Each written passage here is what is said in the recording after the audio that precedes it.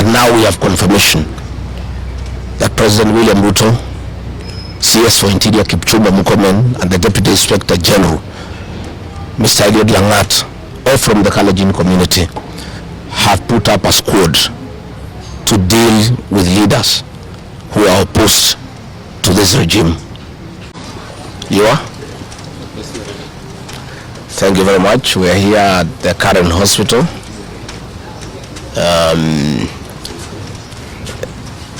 To see the Honorable George Koimburi, the Honorable Member of Parliament for Juja, who was brought here in critical condition. Last Friday, the Honorable George Koimburi had a function in his constituency in a place called Kachororo, and he had a serious engagement with his constituents. In fact, had the opportunity to address those people through the phone. And after he left the ceremony, he was accosted by officers from the DCI who chased him, and he was able to escape using a motorbike with the help of the local constituents. His vehicle was impounded and his driver was arrested. That vehicle is still in the hands of the DCI. And on Sunday, when he was in church, immediately after the service, 2 undercover agents of a killer squad that has been put in place to deal with elected leaders who are not supportive of William Ruto abducted him in full glare of the church members, and in the process almost harmed his wife. It is not known where he was taken to, but after a serious search early this morning, he was found in a coffee plantation in Kipichoi, that is in the Githunguri constituency, badly beaten and in very serious condition. He was taken to a hospital for first aid and later brought here where he was admitted. And I've just seen him and I've talked to the doctors, and they have confirmed that the Honorable George Koimburi was tortured by professionals. He has serious soft tissue injuries. This is torture normally done by professionals. He has lost his voice, and the doctors are working round the clock to restore his vocal cords. And the Honorable Koimburi has been able to communicate through writing, because he is not able to speak, that some chemical was administered through inhalation, and the doctors have told us that preliminary investigations confirm that that chemical has interfered with his vocal cords. The doctors have assured us they are doing everything within their power to make sure that he is out of danger. They have taken blood and urine samples to private laboratories, different ones, so that they can establish what could have happened in Mata's poisoning. You remember last weekend I said that a special squad had been set aside, and now we have confirmation that President William Ruto, CS for Interior Kipchumba Murkomen, and the Deputy Inspector General, Mr. Eliud Langat, all from the Kalenjin community, have put up a squad to deal with leaders who are opposed to this regime.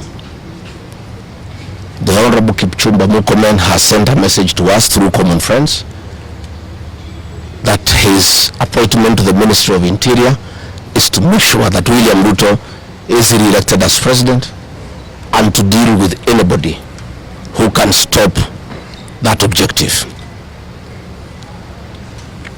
Officers from the National Police Service has confirmed to us that a special squad of 20 police officers from the Nandi sub-ethnic community are the ones behind the abduction of George Koimburi, and they are the ones that were deployed in Kakamega to target the Honorable John Methu and Karungo Athangwa. Specifically, there were about 300 police officers who were deployed in Kakamega, but 20 police officers from the Nandi sub-ethnic community under the direct command of the Deputy Inspector General, Eliud Langat, and reporting to Kipchumba Murkomen and William Ruto, had been assigned to harm the Senator for Nyandarua and the Senator for Kiambu because of their vocal stand against this regime. Let me say that I want to appeal to the international community to rescue this country. William Ruto has become a very vengeful dictator, and his activities are similar to the one by Dr. Dada and Mobutu Sese Seko. And the level of impunity in this country, if the international community does not come through for the people of Kenya, we are going to have not just killings, but maiming of elected leaders. What has happened to the Honorable Koimburi is a very deliberate attempt by William Ruto, Kipchumba Murkomen, and Langat to scare leaders who speak out. It is meant to scare them.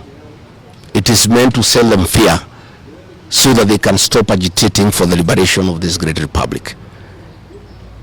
And I want to say that William Ruto must know it is these leaders, it is not these leaders who are against his rule. It is the people of Kenya.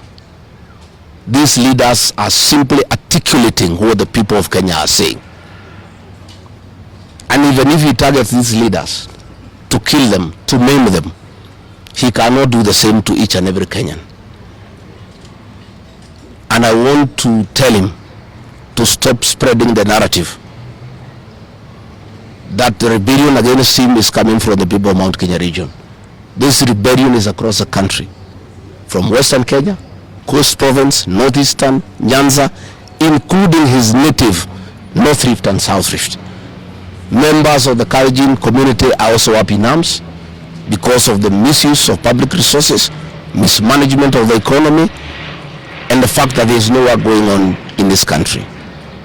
So let me appeal to the international community to take a great interest in what is happening in Kenya.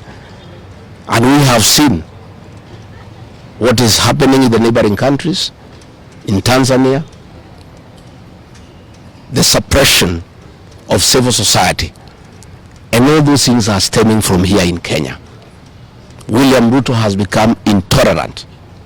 He cannot take criticism, and the reality of one term is slowly sinking into him, that has sent him into serious desperation, that he has now formed a killer squad of his sub-ethnic community of the Nandi to deal with leaders. Let me ask the people of Kenya to be calm. I want to ask the supporters of the Honorable Koimburi to stay calm.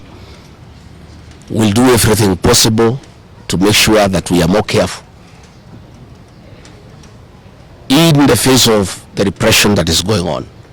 You are aware that members of parliament opposed to this regime, their bodyguards have been disarmed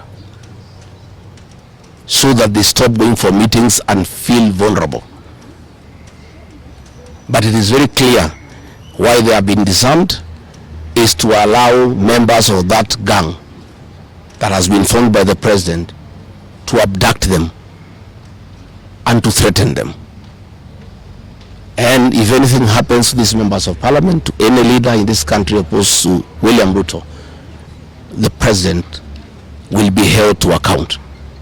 And let me tell William Ruto, people of Kenya cannot elect you by force. They elected you on their own free will. You are a popular leader 3 years ago, and you messed yourself up through bad governance, one-man rule, theft of public resources, wanton corruption, and tribalism. You cannot blame any of us here for the situation you find yourself in. The one-term movement is unstoppable, and there is nothing the president can do. He can kill these leaders, he can abduct them, he can torture them, but he cannot do that to all the people of Kenya. So I want to urge members of parliament and senators and others not to give up. Nobody can die from morning to evening. You can only die once. And the tree of liberation will be watered by blood. The Honorable George Koimburi is a hero of the Kenyan people. What he has undergone, the torture, the pain he is in, the anguish to his family members is not in vain. This liberation will take place, it will happen.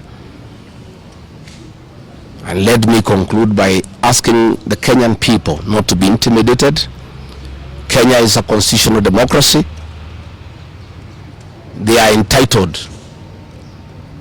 to cast their vote the way they want. And William Ruto cannot force the people of Kenya to elect him. And there is nothing he can do about it. Thank you very much.